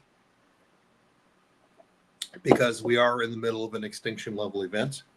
Um, we could have we could have a micronova that could cover the Earth and could potentially um, destroy everything on the surface. We also have the possibility of when that micronova happens, it'll trigger the Earth to unlock its crust, and there will be a pole shift, and then within a matter of 24 hours, the whole planet Earth is going to tilt on an 80 degree, 180 degrees, or 90 degrees. Sorry, 90 degrees, and then Antarctica is going to be at the equator. The whole planet's going to shift. And you can imagine the displacement of water and tsunamis that would take place if that does happen. Everything on the coastline is gone. So there's a very huge potential for disaster that can happen. And the Ponte are monitoring this. That's the reason why they're trying to have official first contact, and why disclosure happening now is so important, is because we're going to need their help. This is not the first time that star nations have helped humans during these cataclysms. It's written in the history. Many of the indigenous tribes talk about the ant people, moving them underground and living underground, or ant people relocating people to new locations. This is all part of history. It's happened before, and they know that we're going to need assistance. There's also massive ships which are here in the solar system. Some ships the size of planets. They're all kind of lined up behind Uranus, and they are kind of the equivalent of the Red Cross. So they're here to provide assistance, but just to let people know, there's absolutely no possible way that they can save all 8 billion people on the planet. It's just no possible way. But they're going to try, and they're here to save, some of the population. Some of the population will be relocated. Some of the population will be relocated underground. Some will be, located on ships. Others will be relocated, potentially on other planets. So that's what we know. If So they will intervene at that point. Is that what you're saying? If one of these events happen, that are they taking is everybody going to be off the planet? We're just going to a different location, or not everybody? No. A lot of people are not ready for it. People, there's a lot of people who are not at the spiritual conscious level to be able to integrate with the star nations. Because we're not going to take our poison and our ways to space. It's not going to happen. So, we're seeing a major split going on in the planet right now with regards to consciousness of people, where some people are going absolutely crazy and insane, and fear-based, and that's not the way of extraterrestrials. They are spiritual beings, much higher consciousness, beloved, loving, and respectful of other people's cultures, and only maybe 10% of the population of our planet would be ready for integration. how are they going to decide? Are there different, like everybody coming back for their own? How do they decide ultimately who gets? So there's going to be like a decision making. I was curious if you knew. I don't know. And they're saying, Matthew said they're saying that, or are they saying anything on August 12th, the gravity shift, or have you heard anything about that? No, I haven't. I heard rumors of something like that. I really don't follow that kind of thing. I don't know what that's all about. So I don't know much about that, unfortunately. Okay. Yeah, I just thought I'd ask. Everybody kind of, has their own area of specialty in it. And Maya, did you see any questions, or do you have any questions that you wanted to ask Kevin? I think there's going to be a major some kind of major disclosure that's happening this year, between this year and 2027. I really believe that there's going to be some kind of major disclosure. Don't know exactly what that's going to be, but the reason I feel that is because um, I follow Bashar and Daryl Anka, and he's been talking about 2026 to 2027 as the years of contact. But also I also know Chris Bledsoe, who is a very famous experiencer, and he so many people are following him. The Vatican, the FBI, the military, everybody knows Chris Bledsoe and his story.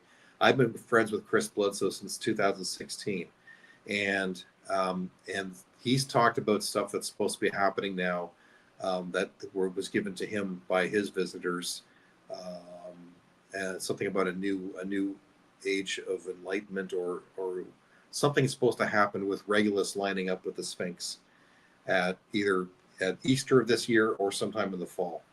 So there's that happening, and it just also over Christmas, the Ponte picked me up at least 4 times, where I woke up in the morning with mosquito bites, and I know that they were pushing me, telling me, Kevin, you need to start doing more interviews and getting people, teaching people about us. And that's why I called you guys, is because the Ponte have been pushing me, saying, you got to get more interviews, things are happening fast. So, and that's why I contacted you guys. Yeah, that's excellent. And Maya, did you? Oh, we had a question. Are there humans out there in space from past events, ET humans? Yes. Yeah, we are. Our planet, I think we are the 5th or 6th generation of Earth humans who have reached a level of technological advancement and have already left. So we have ancestors from Earth on other planets. I mean, I'm from the, I grew up in the 70s, and my favorite show was Battlestar Galactica, which talked about, finding Earth, because, it was like the colony, it was part of the ancestors' colonies, and how many ancestors of humans are out there in space.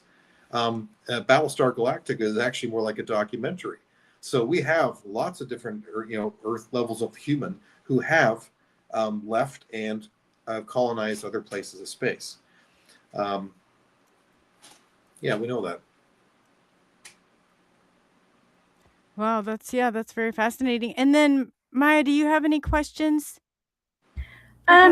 Just one. I was just wondering if the beings, the Ponte, if they are the future humans, like us in the future, if they've told him that about themselves. No, they're not. Correct. Okay, a different.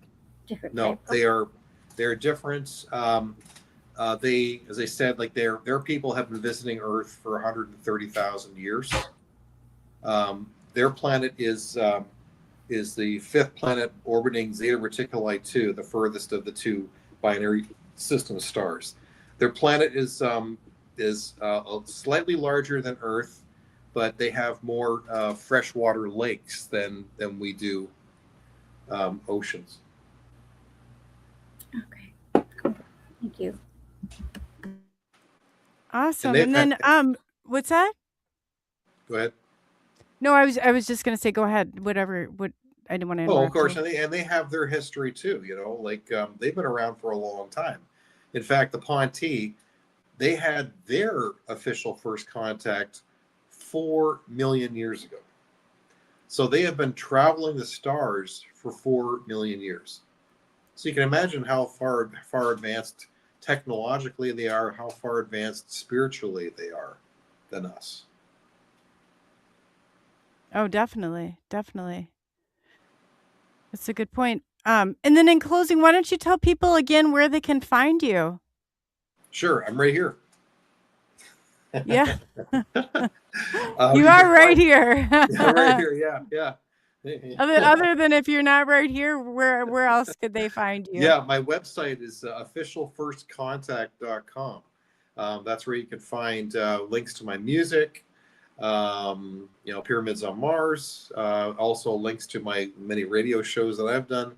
I've probably done pretty close to like around 100 radio interviews now. You can find me all over the place. I'm also on Facebook, Kevin Estrella. You can follow me there. And my radio show on artistfirst.com, Pyramids on Mars UFO Radio. Those are the best places to find me. Awesome. Well, in closing, what would you like to leave the audience with? Practice your telepathy. That's the biggest message I have. And if you want to learn more about the Ponte, follow them on Twitter. At Sandia Wisdom. Drop them a question. You can also check out the archives on their page, officialfirstcontact.com. You can check out the Twitter archives. You can find different subjects and topics and stuff like that using different keywords to find things that they've talked about their culture or about Earth or all kinds of stuff. So check out those places as well. Download the primer. Practice 30 minutes a day for 100 days, because we all need to develop our telepathy. And if you want to have contact, you can have contact. The contact that you have will be at the level of comfort that you are. It may just be, you see, looks like a star going across the sky, and you might say, blink, blink, and it'll flash its lights at you. And all of a sudden you're like, oh my God, I just had ET contact. So they'll communicate to you at the level that you are ready for, because they have rules.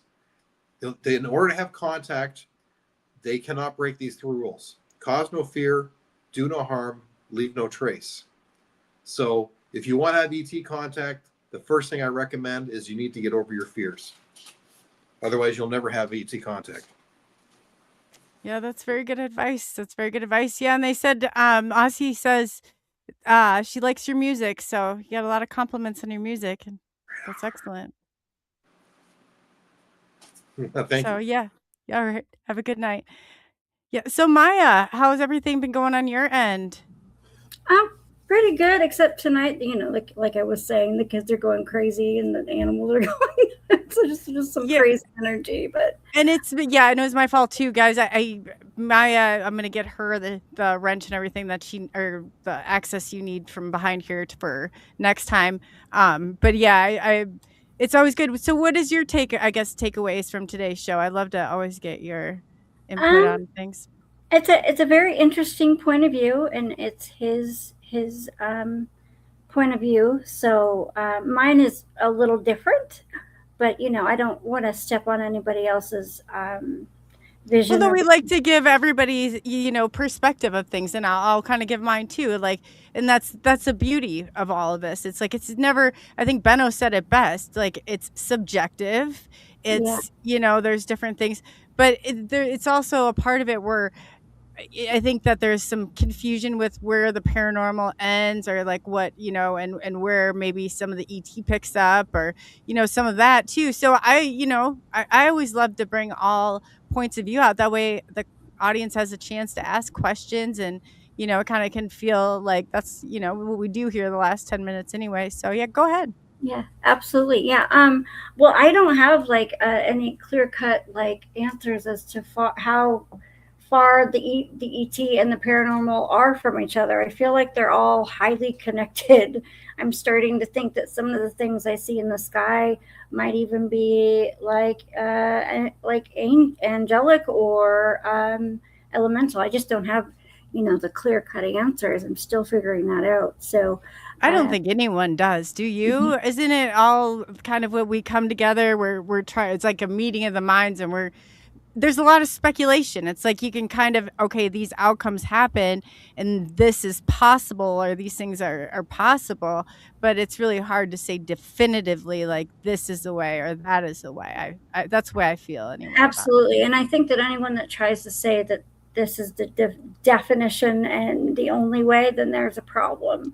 When we don't leave room for different perspectives or hearing other sides, and someone believes that their way or their story is the only way. I think that is like a very dangerous place to be. So I do love that, all stories and beliefs are being told here out in the open. So yeah. Yeah. Anytime people talk about things that are closely related to the grays, I do have like an inner like flinch, but I try to be open minded, But there are parts of me that has some a frightening effect. So Yes, yes. No, yes. And I think James Gillian kind of brought a lot of that forward, because I didn't know. And then in talking to Daryl Sims, a lot of times he's saying, like maybe we can't just assume that these are all good or all bad either. It's like there's a range of them, and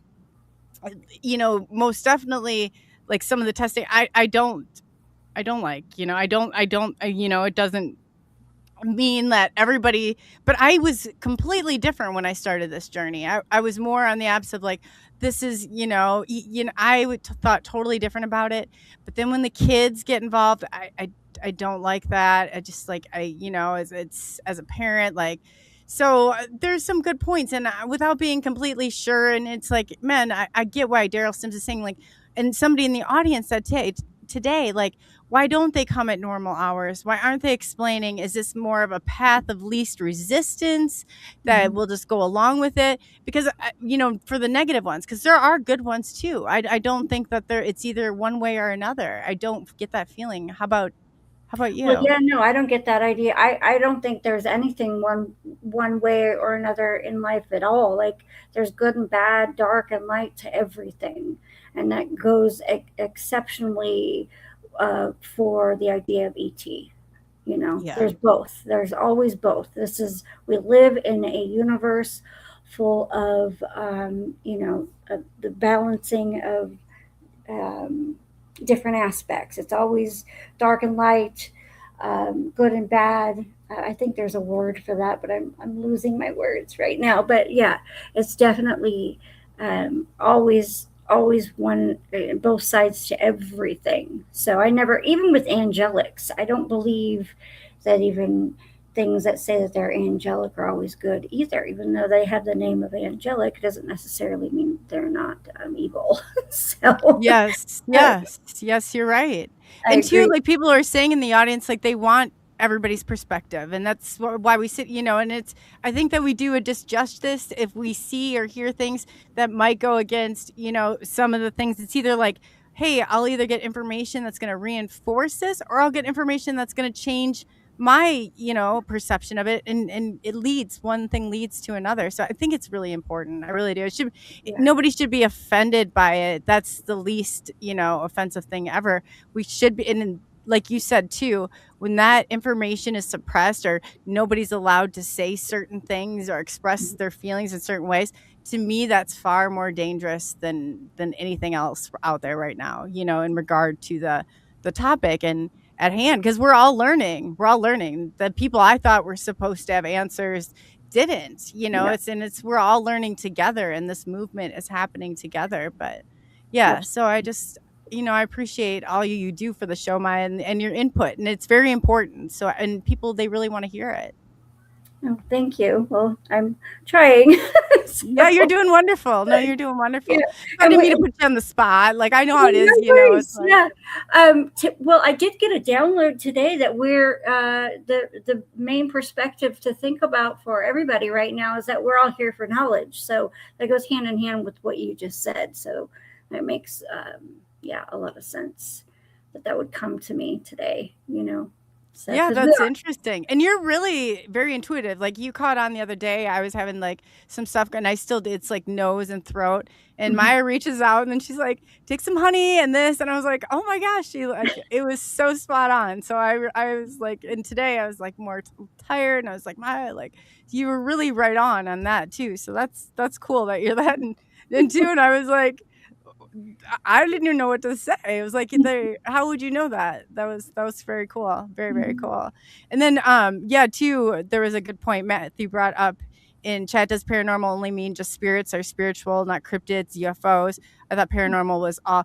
It is, and but there's like the different. Don't you think there's a different type of paranormal? It's like I feel like there's usually like with more of a poltergeist or sometimes with a cryptid that's not big. That I think we're dealing with two different things here. I think there's government created labs. I really do.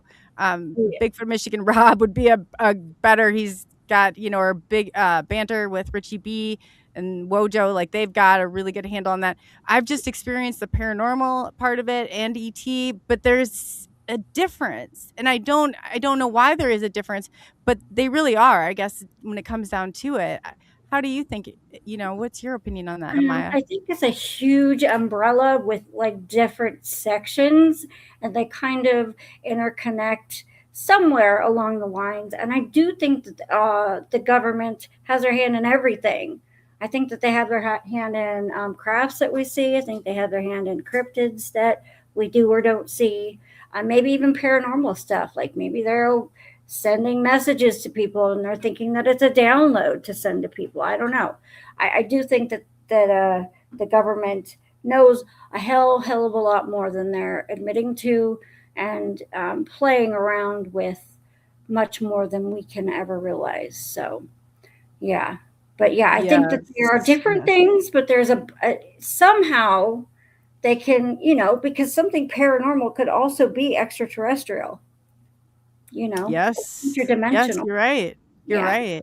I just wonder how you distinguish between that and something that's like more of a poltergeist activity, because it's like, some of their you know what I'm saying? Because it seems like that's also not like something that's really just pure evil compared to something that just like is more displaced or lost or what, like I don't know how else to explain some of the differences between it, but I get like an inner feeling. Usually the first thing I think of is what I'm being approached with or surrounded by, because I could be looking at crafts in the sky and also being surrounded by a spirit.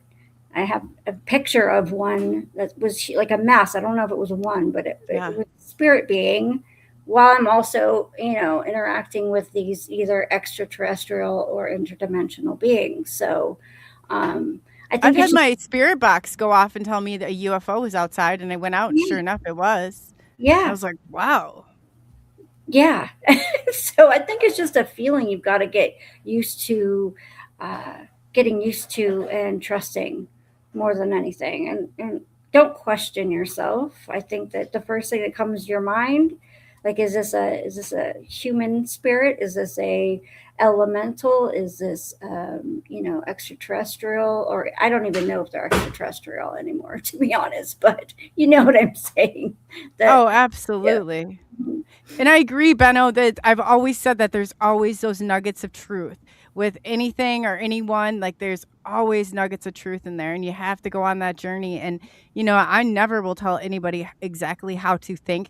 I can tell them, like what I've heard or what I've experienced, or the people that I've talked to, what the majority will say, but I can't, I will never make up those decisions for somebody else. This is a journey that you go on, and every step of the way it is, like Benno said before, which is brilliant. Benno is brilliant. It is subjective.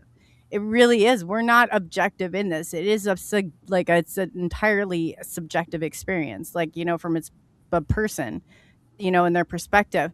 But there are things, that, you kind of get warned upon along the way. Like nothing, we shouldn't just follow a Pied Piper, I don't think anyway. And right, just here we go, right off the cliff. Like we definitely need to use discernment and stop and pause and think about some of this stuff, and what direction it's going in. Because there's a lot of trickery when it comes to the paranormal. There really is. There is a lot. And I did not like that. And I remember my aunt first because I grew up seeing spirits, and she's like, how do you know they're telling the truth? And then you start to get more information and more information on it. And you're like, you can't so much as just assume, you got to go through and do your little checks and balances on things and stuff like that. And your clearings and, I guess, different tips that people have, like keep asking questions, see if they, make sense. The answers are coming back in accordance. I guess, Maya, what would be some of the techniques that you would hand that you think, keep you safe in this too? Because you're really put your energy out there, and they can suck on it just like vampires. Oh yeah, and I think sometimes they do, and sometimes I don't know whether it's an attachment I picked up at the grocery store or possibly being, some kind of being that I'm trying to interact with outside. I don't know. Um, I just try to, like I've said before, I try to keep my space around me as clean as possible because that does help my body, my physical body, clean as possible. My vessel, the inside of me, I try to, have as clean of a diet as possible, although I'm not perfect. I am human. And part of being human is also enjoying things like sugar and whatnot. It's Yes. not where it's like, Yeah. why are we here? We're here in Uh-huh. the trenches as humans. We gotta do stuff that feels good and tastes good too sometimes, I've got a whole box of miniature drumsticks in my I just got yesterday. Yeah. Yeah, so just I'm keep. no like I'm the worst for that. Yeah, I had to cut it out of my diet because I was having too much of it. But man, some of it's just good. So, but yeah, just keeping your mind clean. Be careful what you're watching. Because the more we think of scary and negative things, it really does draw it to us. So, just kind of your area clean, yourself clean, your spirit clean, your body as clean as possible, and give yourself a lot of grace too, because the more you pick on yourself, the more that whatever spirits are going to sense that and help you pick on yourself also. So that would be my advice for now. But Oh yeah, definitely, definitely. No, that's those are all great things. And two, don't be so hard on yourself. Maya said, "We're only human. This is a human experience." And some Mhm. of it does like I try and eat good. I try and eat well, but I'm, as guilty as the rest. And you gotta, it does taste good from time to Yeah. time, but yes, definitely.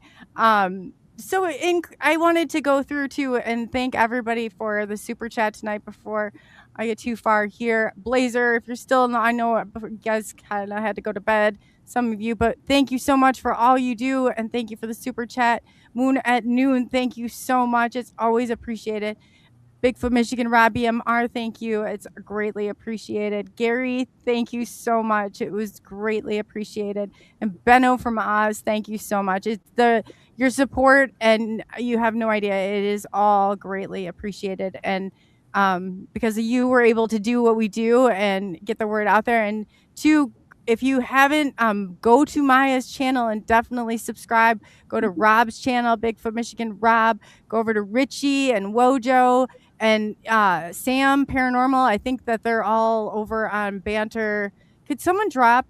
It's I don't know if Wojo or Richie or Sam are still in there. Can you even let me know if you're still in the on the same? I think they're on Richie's network. But that's a great you guys to check out, and it's under my. If you look under SNX, you'll see that I have that under endorsed channels, but. Definitely, they're great. I saw you over in their chat the other day, Maya. Aren't they funny? Yeah, they are. I know.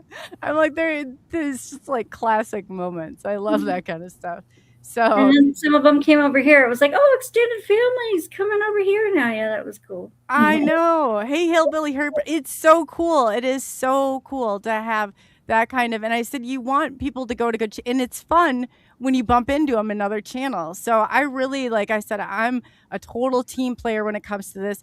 Like great channels, like I would love nothing more than to help. It helps strengthen our community. That together strengthens our voice.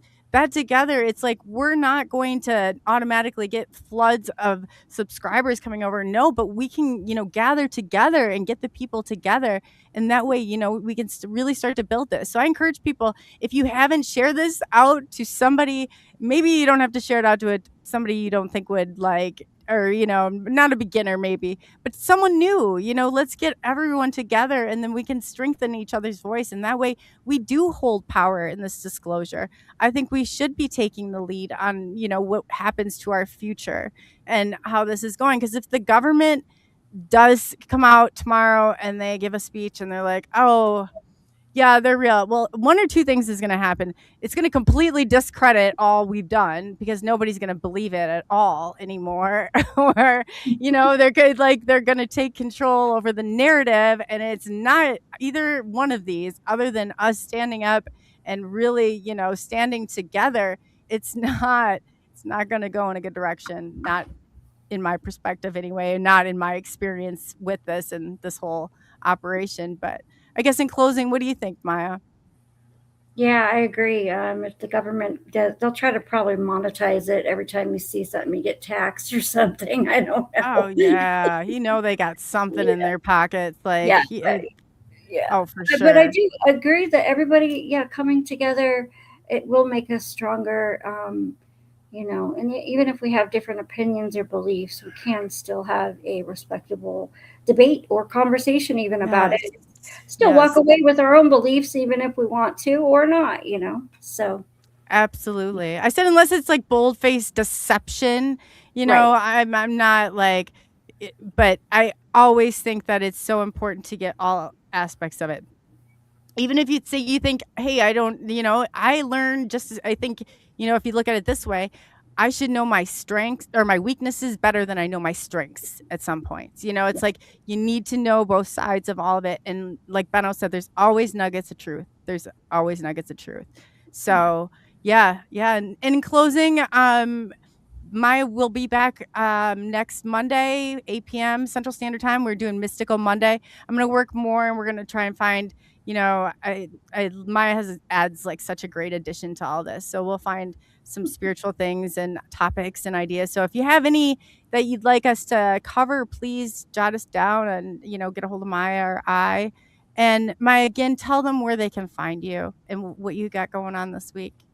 Yeah, you can find me on YouTube at Maya Starfire, or get a hold of me on Facebook at Maya Starfire also.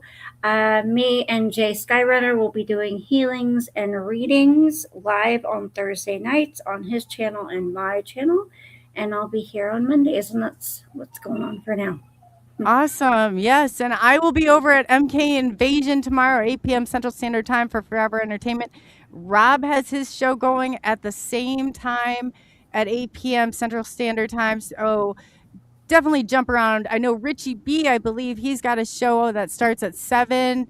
And I don't know if Wojo, if you guys are in the chat, Wojo Boom. I love when he does a boom. I'm like, you cannot but love Richie B and Wojo. I mean, they're great. Definitely get over there and, jump around from chat to chat. I always think that's a lot of fun to do. But show your support. And so, yeah, I guess that's all I have. So tomorrow and then Wednesday, if you guys are familiar with Patrick Cross, he did. He had the haunted guitar. He's he's one of my favorite with all of that, and grew up in the Poltergeist house. So he'll be on Wednesday, and always looking forward to it. And yeah, so everybody enjoy your night. I hope your weekends have been great and safe. Maya, thank you so much for coming on and all you do, and it's great to have you here on Monday night. So I can't be more excited about everything. On that note, yeah, we're out of here. We are out of here. I got the wrong thing, so I have to just have to extend this just for a second more because I have to link this out. And yeah, we're getting there. We're getting there, and we are going now. Hopefully, no, not yet. Hey, come on.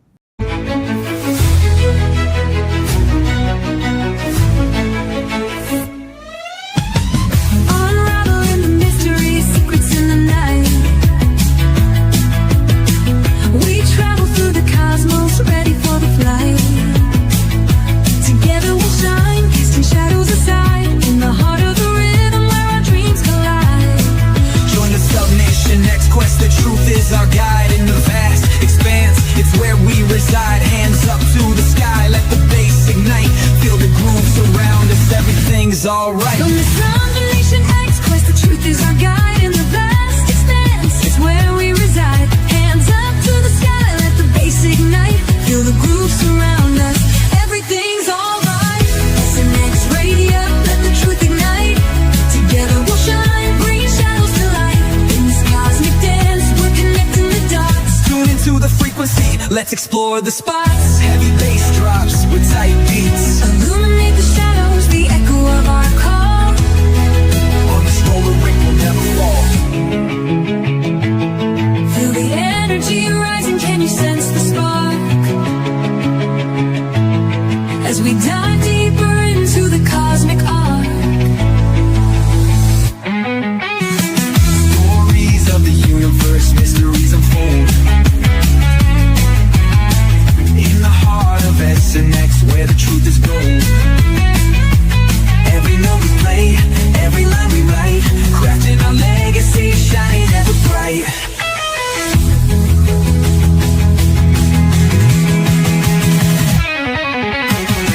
SNX radio, let the truth ignite. Together we'll shine, bringing shadows to light. In this cosmic dance, we're connecting the dots. Tune into the frequency, let's explore the spots. Here in the spotlight, we're taking our turn. With the fire in our hearts, let the passion burn. SNX radio's call, ringing through the air. Together we rise, together we dare. So join us now, let the rhythm flow. With SNX radio, we're ready to go. Unraveling the mystery side by side.